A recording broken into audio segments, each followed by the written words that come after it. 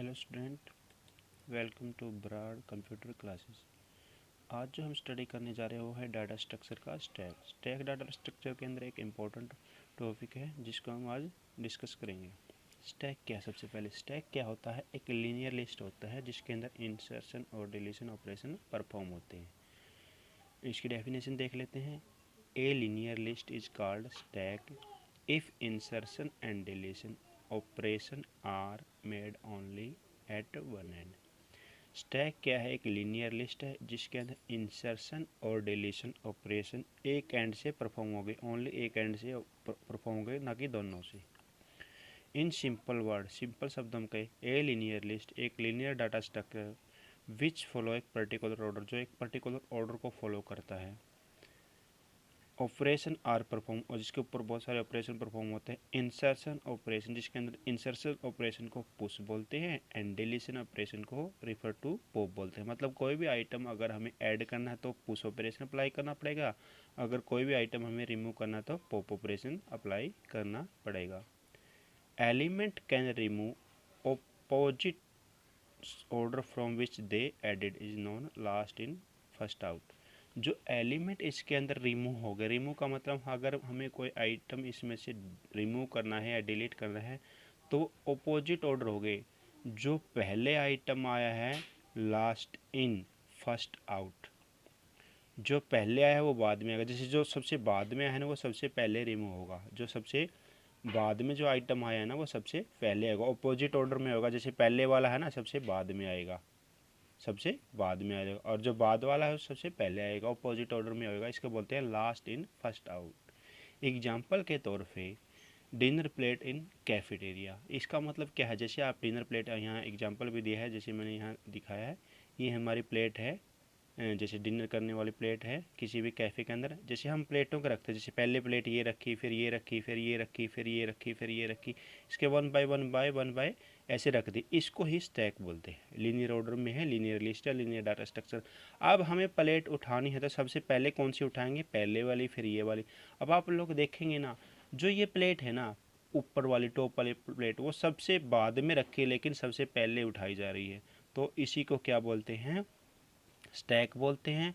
Last in first out, मतलब जो plate हमने, जैसे पहले हमने ये रखी थी लेकिन ये जो पहले प्लेट रखी ना वो सबसे बाद में आएगी। लास्ट इन फर्स्ट आउट मतलब अपोजिट ऑर्डर होगा, जो पहले है वो बाद में आएगा और जो बाद में आई वो सबसे पहले आएगी। जैसे हम प्लेट रखते गए एक के बाद मान लो इसको साफ़ करने के बाद हमने प्लेट को रखा है ऐसे डिनर टेबल के ऊपर, तो ये रखी, ये रखी, ये रखी, ये रखी, ये रखी, ऐसे रख दी। अब कोई जैसे हम यूज़ करने लगेंगे ना इन प्लेटों को, तो सबसे पहले कौन सी प्लेट उठाई जाएगी? ऊपर वाली, फिर उसके बाद वाली, फिर उसके बाद वाली, फिर उसके बाद वाली। तो इसको बोलते हैं लास्ट इन फर्स्ट आउट। यहाँ एग्जांपल के तौर पे भी रखा है, जैसे हमें कोई प्लेट रखनी है, जैसे इसके अंदर ऑपरेशन होते हैं पुश एंड पॉप। एग्जांपल के तौर पर हमने पहले प्लेट रखी एक, फिर उसके बाद ऊपर रखेंगे दो, फिर उसके बाद दो के ऊपर रखेंगे तीन, फिर तीन के बाद चार, चार के बाद पाँच, पाँच के बाद छः। और जो ये रखना है ना, इसको ऐड करना, इसको बोलते हैं पुश ऑपरेशन। क्या बोलते हैं? Push operation. प्लेटों को या किसी भी आइटम को लीनियर लिस्ट में ऐड करने को क्या बोलते हैं? Push operation. तो ये हमारा एक ऑपरेशन है जो स्टैक के ऊपर अप्लाई होता है। स्टैक के ऊपर बेसिकली हमारे तीन ऑपरेशन अप्लाई होते हैं, पुश, पॉप और पीप। लेकिन आज हम अब जो हम डिस्कस करने जा रहे हैं वो दो ही ऑपरेशन को यूज़ करेंगे। एक पुश ऑपरेशन है, एक पॉप ऑपरेशन है। पुश ऑपरेशन का मतलब क्या है? किसी भी आइटम को स्टैक के अंदर ऐड करना, किसी भी आइटम को स्टैक के अंदर ऐड करना क्या कहलाता है? Push operation. और किसी भी आइटम को स्टैक के अंदर रिमूव करना, मतलब वहाँ से उठाना उसको, तो उसको बोलते हैं पॉप ऑपरेशन। तो वन बाय वन डिस्कस करते हैं। सबसे पहला हमारा ऑपरेशन है operation in stack, push. Push, push का मतलब क्या होता है? Add. Push means when you put added new item into stack is called push operation.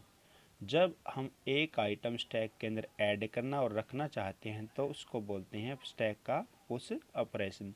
Stack के पुश आइटम आइटम मतलब ऐड करने से पहले हमें कुछ चीज़ों का ध्यान होना चाहिए, कुछ चीज़ों को हम पहले बताना चाहिए। पहले हम क्या करेंगे?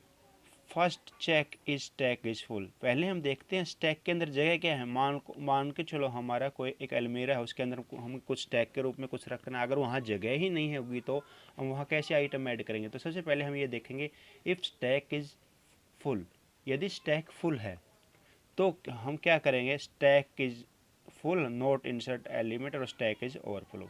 यदि स्टैक फुल है तो स्टैक के अंदर हम कोई भी आइटम क्या कर नहीं कर सकते, ऐड नहीं कर सकते। और स्टैक क्या है, ओवरफ्लो हो चुका है, तो हम बोलेंगे उसको स्टैक इज ओवरफ्लो। यदि स्टैक के अंदर कोई भी जगह नहीं है तो स्टैक क्या होगा, उसके अंदर हम कोई भी आइटम ऐड नहीं कर सकते और स्टैक क्या होगा, ओवरफ्लो।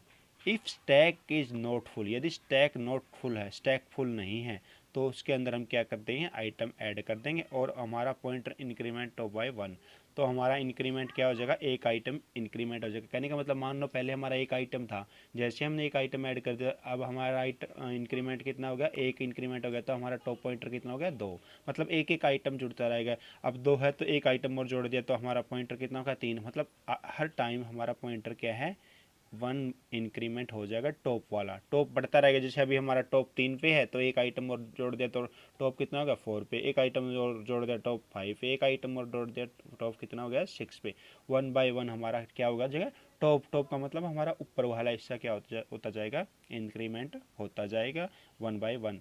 तो इंसर्ट द एलिमेंट, तो हमारा एलिमेंट क्या होगा, जगह इंसर्ट। ये हमारा ऑपरेशन क्या है, पुश ऑपरेशन, जिसके अंदर हमें आइटम को ऐड करना है। और अगर इसका डायग्राम की बात करें तो यही वाला ही डायग्राम इसका। जैसे पहले हमारा आइटम ये था एक, अब पहले हम देखेंगे स्टैक के अंदर कहीं हमारा स्टैक फुल तो नहीं है। अगर स्टैक फुल होता, मान लो यहाँ तक जगह है और ये यहाँ तक पहले ही आइटम इसके अंदर डल रही है और यहाँ जगह नहीं रही डालने की, तो हमारा स्टैक के अंदर हम कोई भी आइटम इंसर्ट नहीं कर पाएंगे और स्टैक क्या होगा, ओवरफ्लो हो जाएगा। अगर जगह है तो हमारा आइटम एक हो जाएगा और हमारा टॉप पॉइंटर क्या हो जाएगा, एक बढ़ जाएगा। जैसे हमने एक था, एक के अंदर 2 पुश कर दिया तो हमारे आइटम कितने हो गए, 2।